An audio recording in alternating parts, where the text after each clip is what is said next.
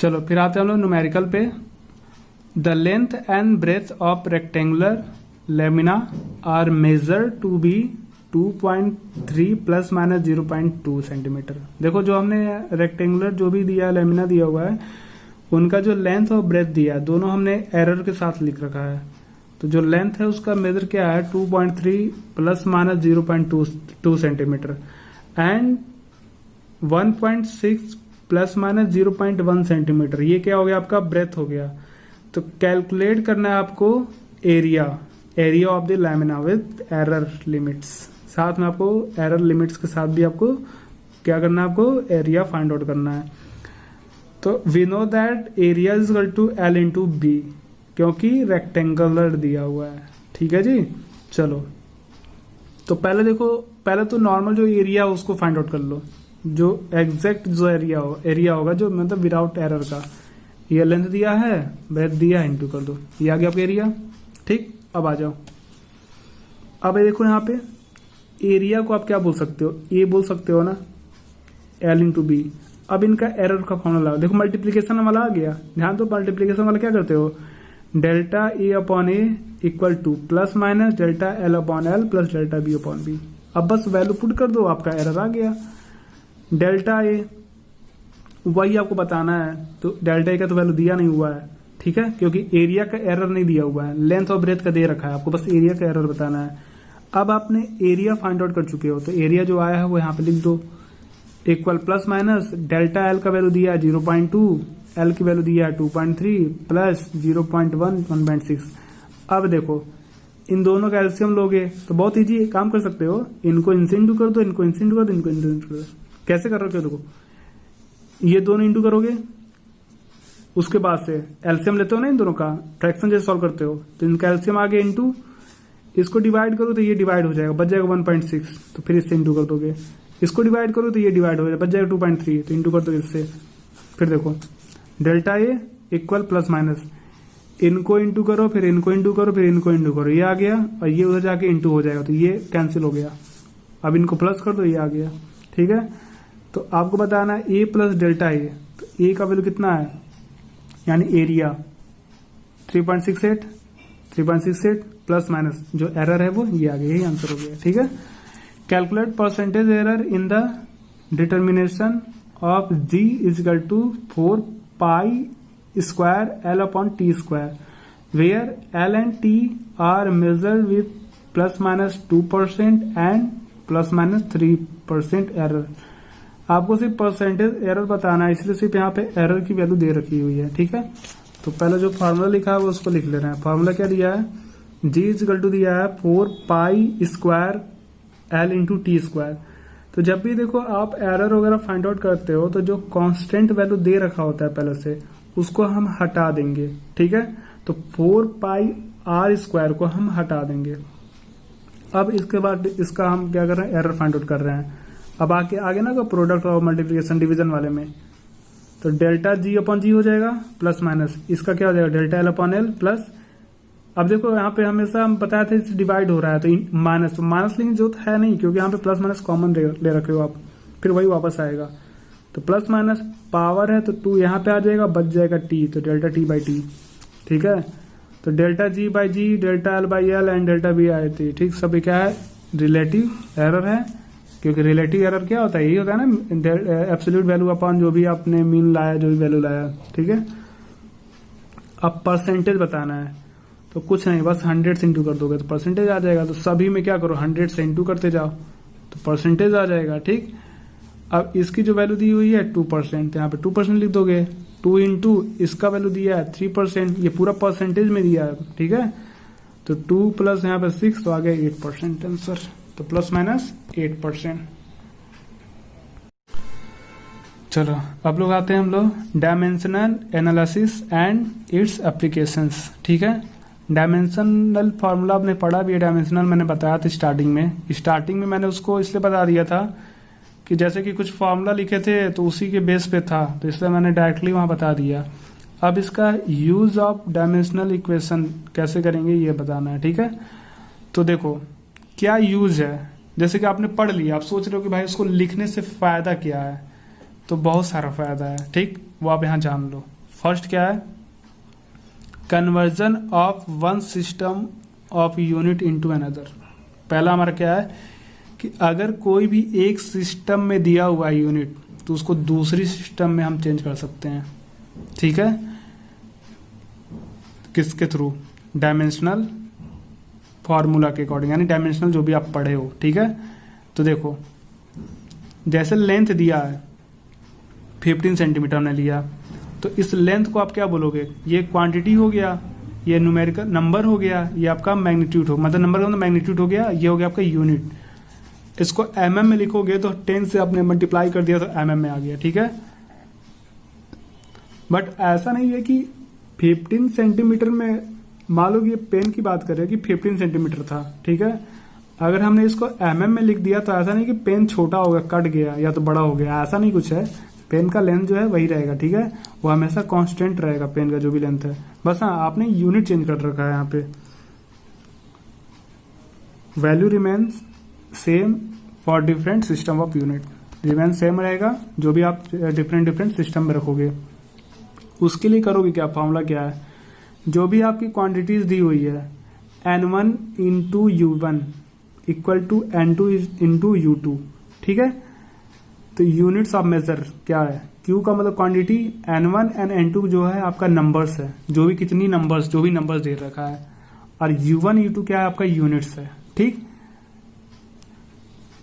चलो बताते हैं अब इसको कैसे डायमेंशंस करोगे। हमने बोला था कि N1 U1 N2 U2, तो U1 U2 क्या है, यूनिट्स है, तो इनका डायमेंशनल लिखो। तो डायमेंशनल फॉर्मूला में क्या आएगा, MLT। तो M पहले वाला है, जैसे U1 है तो इसको क्या मान लो M1 L1 T1। तो पावर देखो कुछ भी आ सकता है ना, इसलिए हमने वेरिएबल दे रखा है यहाँ पे A B C, क्योंकि पहले वाला जो यूनिट है उसका पावर कुछ भी आ सकता है, M मीटर स्क्वायर हो सकता है, मीटर क्यूब हो सकता है, क्या है हमें नहीं मालूम है, इसलिए हमने ABC लिख दिया है। तो जो ये किसके लिए होता है, मास के लिए होता है, जो किलोग्राम होता है, ये आपका होता है लेंथ के लिए, और ये होता है आपका टाइम के लिए। तो इसका पावर हमने ए लिखा है, बी लिखा है, इसका सी लिखा है। यूनिट 2 वाले का भी हमने पावर ABC लिखा है, लेकिन यहाँ पे जैसे कि M1 L1 T1 लिखा था, यहाँ पे M2 L2 T2 लिख दिया, ठीक। अब यही वैल्यू इसमें रख दो। N1 तो नंबर है, आप ऐसे जैसे है वैसे छोड़ दोगे आप। U1 वाला हमने लिख दिया, N2 लिख के U2 का वैल्यू यहाँ पे रख दिया, ठीक। अब क्या करोगे, आपको N2 ही बताना है, N2 पूछा है, ठीक है। जैसे कि N1 दे रखा है, आपको N2 में बताना है क्या होगा, तो N2 की वैल्यू बताना है, तो सबको उधर चेंज कर दो, उधर भेजते जाओ सबको। तो देखो इसको हमने इधर लिख दिया है, बस N2, ये वाला टर्म इधर कर दिया, इसको इधर कर दिया हमने। अब देखो N2 इक्वल टू क्या होगा, N1 जैसे था वैसे रहने देना। अब ये सब जाके उधर क्या होगा, डिवाइड हो जाएगा इस तरीके से। देखो M2 क्या हो जाएगा, डिवाइड हो जाएगा। तो देखो M1A अपॉन M2A, ठीक है। ये हमने तुम लिख दिया है, देखो कॉमन पावर है ना दोनों का, देखो एक साथ कॉमन पावर लिख दो। L1 upon L2 common power है, लिख दो एक साथ B। T1 upon T2 common power C लिख दो। तो N2 इक्वल टू N1 हो गया। आप इसको ऐसे लिख सकते हो अलग अलग, M1 ऐसे भी लिख सकते हो, ये भी सही है, ठीक है, ये भी सही है, यहीं तक छोड़ दो, ठीक। देख लो इसको हमने क्या किया, बस अलग अलग कर दिया है ब्रैकेट में। अब देखो इस पे क्वेश्चन क्या पूछेगा, देखो न्यूटन को डैन में चेंज करना है, 1 न्यूटन को 1 डैन। अब ऐसा नहीं कि आपको 1 न्यूटन ही देगा, 2 न्यूटन दे दिया, 3 न्यूटन दे दिया, तो कुछ भी दिया है, आपको बताना है डैन में क्या होगा। आपको मालूम नहीं है तो आप इस डायमेंशन से आप सॉल्व कर सकते हो, ठीक। अब देखो आप पहले तो ये जानते हो कि न्यूटन किसका यूनिट है, फोर्स क्या होता है, M इंटू ए, इसी का तो यूनिट है। मास इंटू एक्सेलरेशन, तो यूनिट ऑफ फोर्स क्या होता है, किलोग्राम मीटर पर सेकेंड स्क्वायर। तो इसका जो डायमेंशनल फॉर्मूला होगा वो क्या होगा, किलोग्राम का हो जाएगा M, L सेकेंड का क्या हो जाएगा T पे -2, क्योंकि ये ऊपर जाएगा, ठीक। अब इसका आपको कंपैरिजन करना है, जो हमने देखो ये पहला आपका लेंथ है, ध्यान देना। जैसे 1 न्यूटन को आपको चेंज करना है डायन में, तो ये आपका 1 जो है ये नंबर है N1, ये आपका U1 फर्स्ट यूनिट है। अब ये आपको लाना है N2, ये सेकंड नंबर है यूनिट, ठीक है, नंबर है। और ये डायन जो है आपका U2 है। तो आपको U2 डायन में दे दिया, ये आपका दे दिया है न्यूटन में दिया, यही आपको N2 बताना है कितना होगा। तो देखो, तो पहले तो आप जान गए ना ये फोर्स, तो पहला वाला यूनिट आपने ला दिया। अब इसका कंपैरिजन करो, पहले वाला आपका ये है ना L1 जो भी है, तो यहां से पावर से कंपेयर करो। यहाँ पे A का वैल्यू कितना है, यहाँ पे A का वैल्यू देखो 1 है ना, ये M1 है, ये भी M1 है, तो यहाँ पे पावर 1 है, यहाँ पावर A है, तो ये दोनों इक्वल हो जाएगा। यहाँ B का वैल्यू क्या हो जाएगा 1 और C का वैल्यू -2। ठीक है, अब N2 वाला जो फॉर्मूला हमने लिखा था, ये वाला हमने कहा था ये वाला लिखो, ये वाला बेटर रहेगा, तो ये वाला हमने फॉर्मूला लिख दिया। यहाँ पे देखो, अब देखो हमें N2 बताना है, तो N1 की वैल्यू कितनी है 1 है, क्योंकि 1 न्यूटन। मान लो यहाँ पे 3 यूनिट या 4 यूनिट जितना भी यूनिट देगा बस वही आप यहाँ रख दोगे। अब ध्यान देना, M1 जो है आपका क्या है, किलोग्राम है, क्योंकि न्यूटन है यहाँ पे, किलोग्राम में आता ना ये किलोग्राम। और जब आप डैन में चेंज करते हो तो डैन वाला जो होता है आपका सीजीएस होता है सिस्टम, यानी कि सीजीएस का मतलब क्या होता है, सी का मतलब सेंटीमीटर, जी का मतलब ग्राम और सेकेंड होता है। ठीक है, तो ध्यान देना, तो वेट क्या हो जाएगा, ग्राम में हो जाएगा। पावर यहाँ पे 1 लिखोगे क्योंकि यहाँ पे ए का वैल्यू 1 आया है। ठीक, फिर L1/L2, L1 क्या हो जाएगा 1 मीटर, मीटर दिया है, और यहाँ पे 1 सेंटीमीटर, क्योंकि सीजीएस में होता है ये, L2 सीजीएस हो गया। सेकेंड दोनों का सेम रहेगा, पावर -2 रहेगा क्योंकि सी का वैल्यू -2 है। अब बस कुछ नहीं करना है, इन दोनों को ग्राम में चेंज, हम ग्राम में चेंज कर रहे हैं क्योंकि देखो डैन में चेंज करना है ना, डैन का मतलब क्या हो गया सेंटीमीटर, सीजीएस, तो 1 kg में 1000 ग्राम होता है, ये 1 ग्राम हो गया, तो ग्राम से ग्राम कट गया, पावर 1 आ गया। मीटर को क्या करो 100 लिख दोगे, ये कट जाएगा।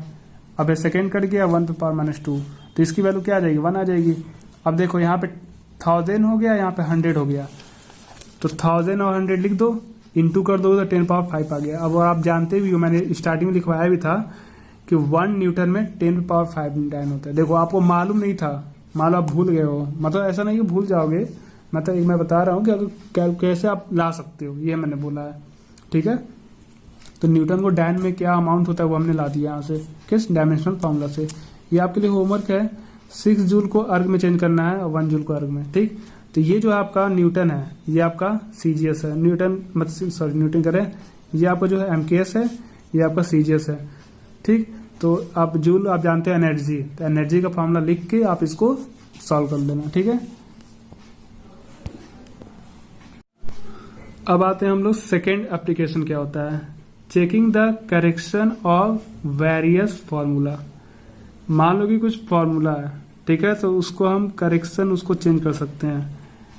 ठीक, कि मतलब हमारा फॉर्मूला सही है कि गलत है, ये हम बता सकते हैं। जैसे कि हमने लिखा है सेकेंड, हमने इक्वेशन ऑफ मोशन का सेकेंड हमने लिखा है, इक्वेशन लिखा हमने S = ut + ½ at²। ये तो आपको मालूम है, याद होगा, पढ़ा भी आपने। ठीक है, V = u + at होता है। ठीक है, ये सेकेंड हो गया, थर्ड भी होता है। ठीक, तो सेकेंड आपको वेरीफाई करना है कि ये सही है कि नहीं सही है। तो थोड़ा बहुत आप जानते होंगे कि इसको क्या बोलते हैं, डिस्प्लेसमेंट बोलते हो। तो डिस्प्लेसमेंट की बात कर रहे हो तो ये लेंथ आ गया, और लेंथ का एसआई यूनिट क्या होता है मीटर, और डायमेंशनल फॉर्मूला क्या लिखोगे एल लिखोगे। ये आपका जो यू होता है ये आपका वेलोसिटी होता है, इनिशियल हो या फाइनल हो बोलोगे तो वेलोसिटी, और वेलोसिटी का जो आपका यूनिट होता है मीटर पर सेकेंड होता है, तो इसका डायमेंशन क्या हो जाएगा L/t-1। फिर ये आपका आ गया टाइम, तो जो टाइम होता है ये यहाँ भी टाइम है और यहाँ भी टाइम है, तो दोनों टाइम सेम है, तो टाइम को आप टी से लिखोगे। ठीक है, अब आ गया ए एक्सिलरेशन, तो एक्सिलरेशन क्या होता है मीटर पर सेकेंड स्क्वायर, तो मीटर को एल से लिखोगे T-2। ठीक, अब यही हमें क्या करना है, left hand side right hand side को वेरीफाई करना है। तो लेफ्ट हैंड साइड इधर लिख दिया हमने, राइट हैंड साइड उधर लिख दिया। तो लेफ्ट हैंड साइड में क्या था डिस्प्लेसमेंट, ये क्या है ut + ½ at², तो इसका डायमेंशनल फॉर्मूला एल हो गया। इसको छोड़ दो, अब तो उसको कुछ कर नहीं पाओगे। अब आरएचएस में आ जाओ, अब यहाँ पे ut दिया है, तो u का क्या हो जाएगा देखो L/t-1 और t का क्या दिया t। अब ये दोनों कैंसिल हो रहा है क्योंकि हम देखो पावर क्या है ना -1 में है, ये प्लस में है, तो ये जब इसको नीचे भेजोगे तो ऐसे डिवाइड हो कट जाएगा वापस माइनस प्लस, क्योंकि देखो -1 + 1 0 हो जाएगा, बच जाएगा यहाँ पे सिर्फ L। अब देखो ½ a का वैल्यू कितना है, देखो a कहाँ गया, ये रहा L/t-2, और एक हो गया टी स्क्वायर का, क्या लिखोगे टी माइनस 2 हो जाएगा, ठीक है, टी स्क्वायर हो जाएगा, ये भी कट गया क्योंकि माइनस प्लस 0 हो जाएगा, बच जाएगा सिर्फ हाफ एल टी, ठीक है। अब देखो यहां बच जाएगा एल, डायमेंशन की बात करो सिर्फ एल बच गया, तो दोनों क्या हो गया डायमेंशनली क्या हो गया इक्वल हो गया, ठीक है। If the dimension of left hand side of an equation are equal to the dimension of right hand side of the equation, then the equation is dimensionally correct. This is known as the homogeneity principle. homogeneity principle भी इसको बोलते हैं, ठीक है। आगे बात में समझ गए होगे। तो देखो डायमेंशन का दो एप्लीकेशन पढ़ लिया आपने, पहला क्या कि आपने यूनिट का कन्वर्जन पढ़ लिया, सेकेंड आपने फार्मूला करेक्ट है कि नहीं करेक्ट है वो आपने वेरीफाई कर लिया डायमेंशन के अकॉर्डिंग, मान लो कि आपको ये करेक्ट करना था, आपने करेक्शन कर लिया, ठीक। अब जो थर्ड लॉ है, थर्ड क्या है, एक और है, आप फार्मूला डिराइव भी कर सकते हैं, बना भी सकते हैं, ठीक है। अगर आप डेफिनेशन जानते हैं थोड़ा बहुत, ऐसा तो नहीं कि आप पूरा कुछ भी ना जानो तो नहीं कर सकते हो, कुछ तो कुछ ना मालूम होगा, ठीक है। लेकिन चलो ठीक है, देखते हैं। काइनेटिक एनर्जी के ई, ठीक, काइनेटिक एनर्जी हमने लिख दिया है। तो जो भी काइनेटिक एनर्जी है वो डिपेंड किस पे होगा, मास और वेलोसिटी पे, ठीक। ये तो मालूम है कि मास और वेलोसिटी पे वो डिपेंड है, तो velocity of object and mass depend on mass and velocity, ठीक है। तो के जो हो जाएगा वो directly proportional to mass and also directly proportional to velocity, ठीक है। तो जब दोनों का हम प्रोडक्ट करेंगे तो K is directly proportional to mass into velocity. तो मास पे भी कुछ पावर आ सकता है और वी पे भी कुछ पावर आ सकता है, ये हमें मालूम नहीं है लेकिन हम लिख देंगे। जब डायरेक्टली प्रोपोर्शनल हटा के इक्वल करेंगे तो एक कांस्टेंट आएगा, हमने इसको सी मान लिया, कांस्टेंट सी मान लिया। ये आपका एनर्जी है, ठीक। तो एनर्जी का आपने डायमेंशन पढ़ा भी है, पढ़ रखा आपने, तो एनर्जी का डायमेंशन क्या होता है mL2T-2, आपने पहले भी पढ़ रखा आपने कि एनर्जी का क्या होता है फॉर्मूला, ठीक है। एनर्जी, क्योंकि ये भी एनर्जी है, काइनेटिक एनर्जी का आपको फॉर्मूला बताना है, लेकिन हाँ आप एनर्जी तो जान रहे हो ना, तो एनर्जी वाला लिख दिया आपने, इक्वल सी, एम क्या है मास, तो मास का डायमेंशन क्या लिखोगे एम, एम हमने पावर लिख दिया 1, क्योंकि पावर अभी 1 ही लिखा हमने, फिर लेकिन यहाँ पे ए है तो हमने यहाँ पे ए लिख दिया। वेलोसिटी क्या होता है LT-1, इन पे पावर क्या है फिर b, क्योंकि लिखा हो ना पावर b। अब देखो m1 L2T-2, c इंटू 1 को a से इंटू करोगे आएगा a, 1 को b से इंटू करोगे आएगा b, -1 को b से इंटू करोगे आएगा -b, ठीक है। अब यहीं पे हमें क्या करना है, कंपैरिजन करना है। तो यहाँ पे देखो पावर a है m पे, यहाँ पे 1 है, तो a का वैल्यू हो जाएगा a 1 के इक्वल, यहाँ b जो है 2 के इक्वल हो जाएगा, और -b है -2। देखो -b जहां जहां -b आया, देखो दोनों जगह -b आया था ना, तो इससे भी कंपेयर किया और इससे भी कंपेयर किया, तो दोनों केस में b का वैल्यू कितना आ रहा है 2 आ रहा है, ठीक है। अब k इक्वल टू क्या होता है, c जो अभी फॉर्मूला आपने पढ़ा निकाला है, c इंटू m पे पावर a इंटू v पे power b, putting values of a and b, तो k इक्वल टू क्या हो जाएगा c, m पे पावर लिख दोगे 1, क्योंकि यहाँ पे a का वैल्यू आ गया 1 और वेलोसिटी v का वैल्यू हो गया 2, तो k equal to c m v square, ठीक। यही आपका फॉर्मूला हो गया। और जो c है कोई कांस्टेंट है जिसका कुछ न्यूमेरिकल वैल्यू होती है, जो कि क्या आएगा 1/2 होगा, ठीक है। ये हो गया आपका फॉर्मूला डिराइव कर लिया, ठीक। अब इसका कुछ लिमिटेशन है उसको देख लो, इसके बाद से आपका चैप्टर कंप्लीट है। लिमिटेशन ऑफ डायमेंशनल एनालिसिस क्या है, पहला देखो फर्स्ट क्या है, no information about dimensionless constant, ठीक है, जैसे 2, 3, 1/2, 5, ठीक। सेकेंड क्या है, मतलब पहला क्या बोल रखा है कि आपका लिमिटेशन, एक कुछ लिमिट है, ऐसा नहीं कि आप कुछ भी कर सकते हो, इसका एक लिमिट दिया जा रहा है। ये क्या जा रहा है कि जो भी डायमेंशनल कांस्टेंट है, जो डायमेंशनल लेस है, जो जिनका कोई भी डायमेंशन नहीं होता है, ठीक है, उसका कोई भी इंफॉर्मेशन नहीं है, उसको आपको लाना पड़ेगा। If a quantity depend on more than 3 factors, अगर कोई भी क्वांटिटी है, अगर उसके जो फैक्टर्स जो है वो डिपेंड हो 1 ऑन मोर देन 3 फैक्टर्स, जैसे कि MVS फैक्टर्स का मतलब यहाँ पे इसकी बात कर रहा है, मास हो गया, वेलोसिटी हो गया, एस का मतलब डिस्टेंस मान लो, having dimension the formula can not be derived, ठीक, तब आप इसको डिराइव नहीं कर सकते हो, तो इसका कोई डिटरमाइन नहीं हो सकता है, ठीक है। अगर 3 फैक्टर्स क्या हो, मोर देन 3 फैक्टर्स हो तो, ठीक। थर्ड क्या है, formula containing trigonometry function, exponential function, log function can be derive, can not B derive, इसको भी हम लोग डिराइव नहीं कर सकते। More than 2 terms can not B derive formula, ठीक है। 2 टर्म्स से अगर मोर देन है तो भी हम डिराइव नहीं कर पाएंगे, ठीक। और ऐसा नहीं कि हम इससे ये बता सके कौन स्केलर है कौन वेक्टर है, ये हम नहीं बता सकते, ठीक। तो स्केलर वेक्टर क्वांटिटी भी हम नहीं बता सकते, ठीक है। सो आपका ये चैप्टर कंप्लीट हो गया है, ठीक है। सो ठीक है, थैंक यू।